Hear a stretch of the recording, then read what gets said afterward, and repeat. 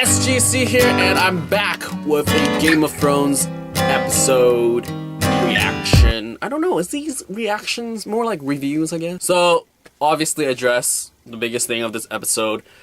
Episode 9, the second last one to the season finale, and Robb, the big thing is the Red Wedding. Clearly, everyone is up for grabs in the hands of death.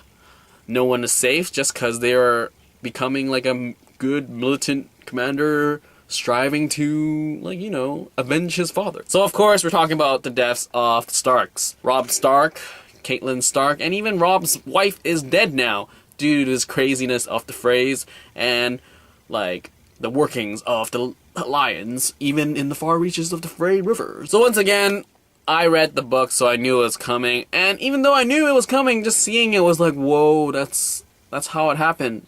Yep. Even with the whole hand cutting thing of the lion, I was like, whoa, didn't see that coming. Like, that anyway. And here we have the Red Wedding. Not as crazy big in the scale as I thought it was going to be, but it was some pretty crazy blood that was happening here, or being let out anyway. Though one thing that really sort of bothered me was when Catelyn got her throat slit. It felt like the shot could have been further away, as in, like, they could have pulled a wild angle shot to not even show that, like, random dude that slit her throat, and then when she's dead on the ground, maybe zoom in and go top view of her face as she's, like, dying. Maybe, I don't know. It just felt out of place, that it felt like the random guy just came in, slit, and then he goes off the shot. So I was sort of like, everything else was cool, everything was crazy. I mean, how Grey Wind died was just like, oh man. And then you have, like, Arya, who's outside just witnessing, like, I don't know, like, this as it goes on without actually seeing it. It's just pretty crazy. We got some scenes across the sea with some crazy action. We finally see Grey Worm fight, and he is pretty systematic and pretty intense when he's, like, handling that spear shield sort of a combo there. And then we see Dorian being, like, doing his thing as he tries to win the heart of Daenerys.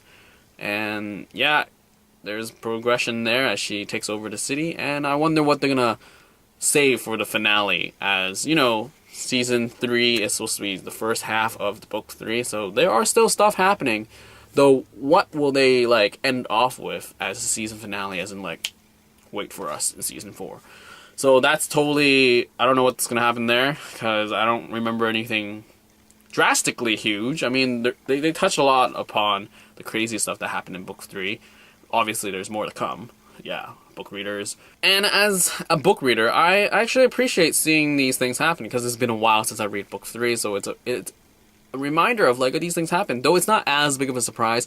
There was a video that's posted about all these YouTube people, like, posting reactions, and it's, like, pretty funny how there's a lot of people that watch it in house parties or something, that, like, there's, like, 5 or 6 people watching these episodes live, I guess, and the reactions are pretty funny. Go YouTube that, because it's funny to watch people, like, obviously they're bored of the entire episode. There's a lot of people like this, and then when it happens, they're like, oh my goodness, oh my goodness, oh my goodness, oh my goodness, like that. It's pretty funny for stuff, and I was just like, whoa, rewatch that. Oh, that's pretty crazy stuff.